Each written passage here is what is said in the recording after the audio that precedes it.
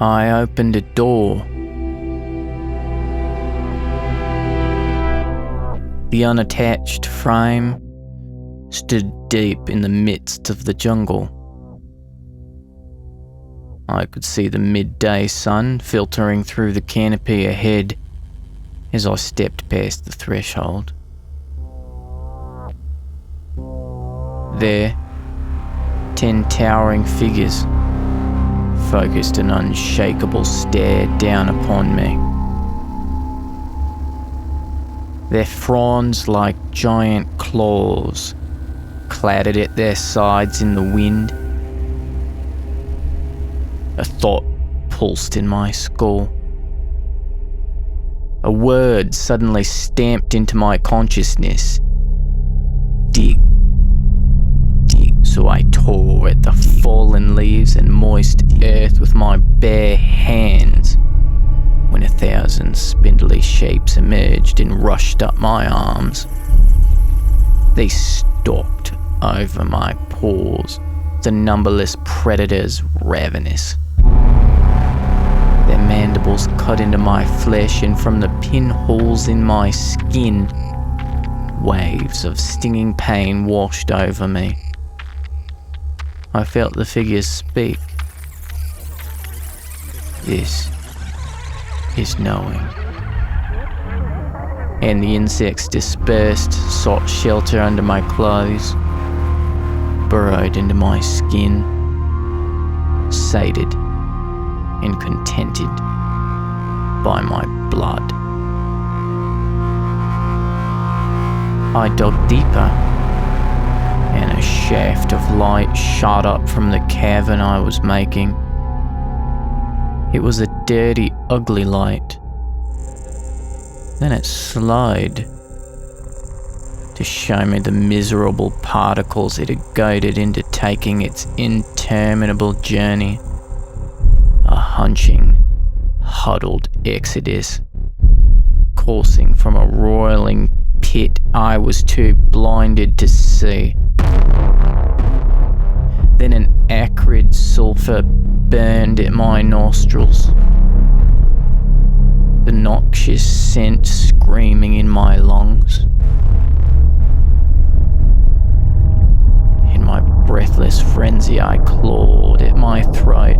My sight dimmed, helpless, I was forced to fixate on the miserable thoughts I had guided into an interminable journey. A hunching, huddled exodus. The stream coursing from a tortured existence I couldn't escape.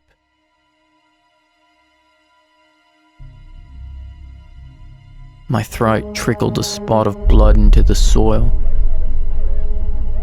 A tiny black gem, infinitely faceted, at each point reflecting a never-ending emptiness. They spoke again. This is hope. I grew thirsty, desperately thirsty. I dug and dug and dug, my cavern growing and widening, my fingertips bleeding, until I reached an underground pool. A warm mist drifted from the placid water.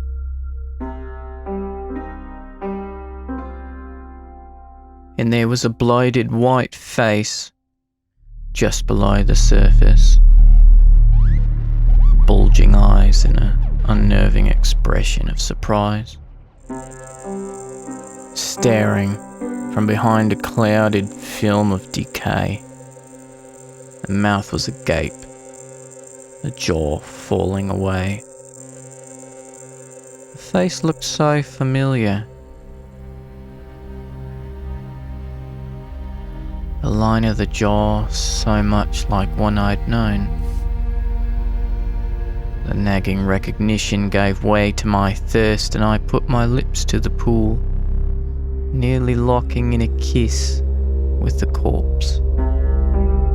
I greedily gulped in the last breaths of the drowned and as I agitated the water, the rotting jaw wrenched its way loose, sinking silently into the abyss until it was invisible. The figures above bent and swayed in a gathering wind. "This is sacrifice," they said.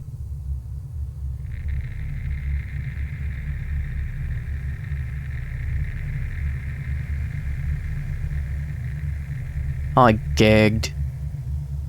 The dank flavour of the stagnant water overtook me. I felt revolted and heaved saliva into the soil, the nape of my neck sticky with a syrupy sweat. I leapt to my feet with the intention to run back through the door, but it was gone. I was in the house I grew up in, and I could see my mother. She was in the kitchen, arguing with a man I didn't know. In her anger, she began to look alien to me. She was gesturing wildly, her voice rising to a fervent pitch. She picked up a cup and dashed it against the tile floor. The clattering and splashing as it broke apart was so dim, so feeble against her shouting. It was then the man shoved his hand deep inside his own pocket and pulled out a small box. He opened the lid and showed my mother what was inside. She gasped and covered her mouth and went still. The colour leaked out of her face, and the deathly pallor made her look suddenly familiar again. Mrs. Regret. I felt the words creep towards every corner of my body as if a thick venom were coursing through my veins. And then the man, the kitchen, and my mother's pallid visage faded away.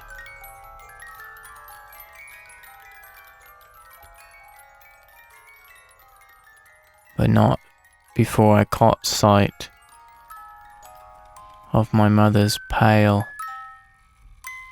white jaw.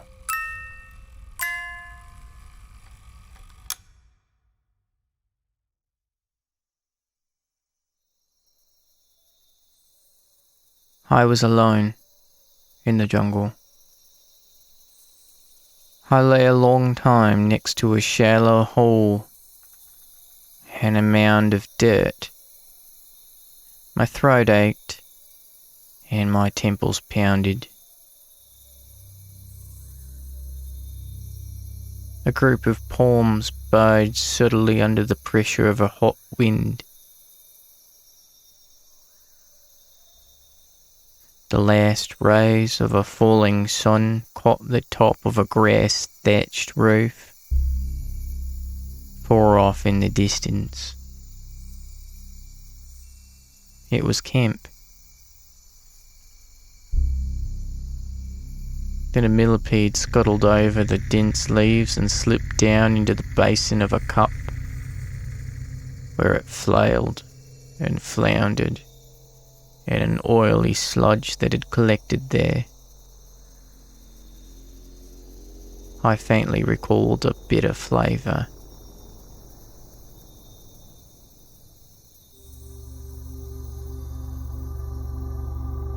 I wondered about knowing and hope and sacrifice and regret.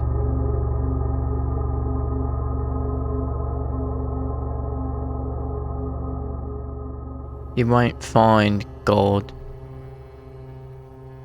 or enlightenment, or an answer to a single bloody question in your life. The only thing you find is what you've been trying to hide from yourself. So I uncovered what's been gnawing at the fraying edges of my consciousness. And I didn't much like what I saw.